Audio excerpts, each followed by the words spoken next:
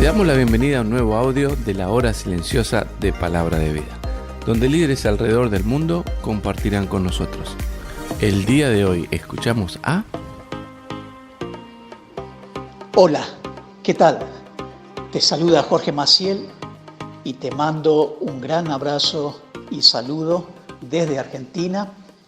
Y junto con mi esposa Andrea estamos sirviendo al Señor en el área de los jóvenes, en un barrio nuevo, en una iglesia nueva que estamos plantando, y también el ministerio de la enseñanza de la palabra de Dios, evangelismo y discipulado. Y Débora, nuestra hija, está cursando el segundo año de CCM allí en Palabra de Vida Dominicana. Qué placer es poder compartir contigo la hora silenciosa nuevamente, y el pasaje que nos toca para el día de hoy se encuentra en Marcos capítulo 14, versículo 12 al 21, y dice así la palabra de Dios. Leemos. El primer día de la fiesta de los panes sin levadura, cuando se sacrificaban el cordero de la Pascua, sus discípulos le dijeron: ¿dónde quieres que vayamos a preparar para que comas la Pascua? Y envió 2 de sus discípulos y les dijo: id a la ciudad y os saldrá al encuentro un hombre que lleva un cántaro de agua, seguidle. Y donde entrare, decía el señor de la casa: el maestro dice, ¿dónde está el aposento donde he de comer la Pascua con mis discípulos?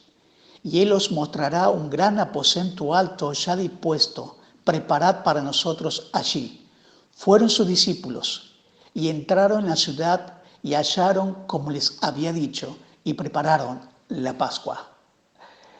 Hasta aquí podemos ver la preparación para la última Pascua, para la última cena. Justamente el Señor va a enviar a sus discípulos y van a ser tal como el Señor le había dicho, y encontraron a ese hombre que salía con un cántaro.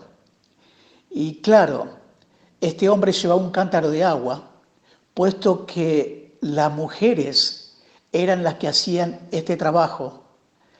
Iba a ser fácilmente reconocido cuando los discípulos veían a este hombre que llevaba un cántaro de agua. Y él le va a guiar hasta el aposento. Allí, en ese aposento alto, Jesús va a ser traicionado. Pero ahí vemos la preparación para la última cena. Del versículo 17 hasta el 21 encontramos a los protagonistas de la última cena, de la última Pascua, y la participación de la última cena. Dice: y cuando llegó la noche, vino con él los 12, y cuando se sentaron a la mesa mientras comían, dijo Jesús: de cierto os digo que uno de vosotros que come conmigo me va a entregar. Entonces ellos comenzaron a entristecerse y a decirle uno por uno: ¿seré yo? Y el otro: ¿seré yo? Él respondiendo les dijo: es uno de los 12, el que moja conmigo en el plato. A la verdad, el Hijo del Hombre va, según está escrito de él, mas ay de aquel hombre por quien el mismo Hijo del Hombre es entregado. Bueno le fuera a ese hombre no haber nacido. En aquel aposento alto, Jesús va a ser traicionado, pero es que iba a ser la última cena y allí se iba a revelar justamente el traidor. Ahora, el Cordero Pascual era seleccionado el día 10 del mes de Nisan. Eso para nosotros es entre marzo y abril, y debía ser examinado para que no tuviera defectos, y luego lo mataban el día 14 del mes. Eso dice Éxodo capítulo 12, versículo 13 al 6.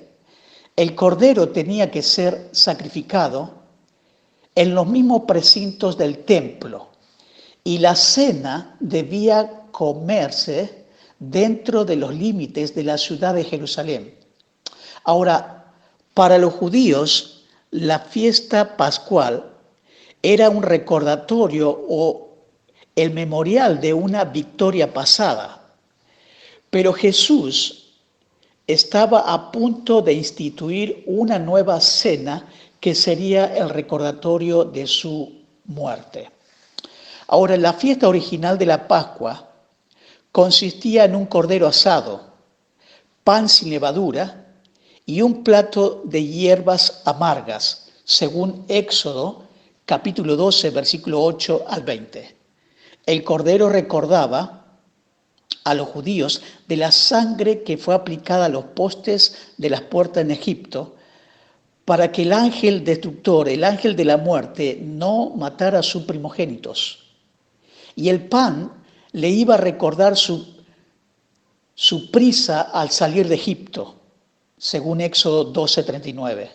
Y las hierbas amargas hablaban de su sufrimiento como esclavos del faraón. Puesto que para los judíos el nuevo día empezaba con la puesta del sol, sería viernes cuando Jesús y sus discípulos se reunieron en el aposento alto aquella noche, y esta sería la última Pascua del Señor. Y no solamente eso, sino que en ese mismo día el Señor cumpliría la Pascua al morir en la cruz como el inmolado Cordero de Dios. Su última Pascua. Y la quería compartir con sus discípulos. Ahora, qué tremendo cuadro, qué tremenda ilustración podemos encontrar con la celebración de la Pascua en Éxodo. Y allí la Pascua tenía que ver con un cordero. El cordero tenía que ser un cordero singular. Un cordero sin defecto, santo, sin defecto, sin desprecio, no debía ser dañado. Pero este cordero singular, santo, es decir, sin mancha, sin defecto, era un cordero sacrificial, nos dice Levítico capítulo 22.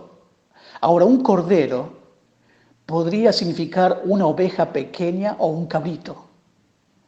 Pero qué lindo es trazar que la Pascua de Jehová es una hermosa ilustración de la redención de Cristo. Es justamente lo que nos va a tipificar y nos va a mostrar lo que es la Pascua. Ahora, si el cordero debía ser un cordero singular, Jesús es el Cordero de Dios y Él como Cordero era el Cordero singular.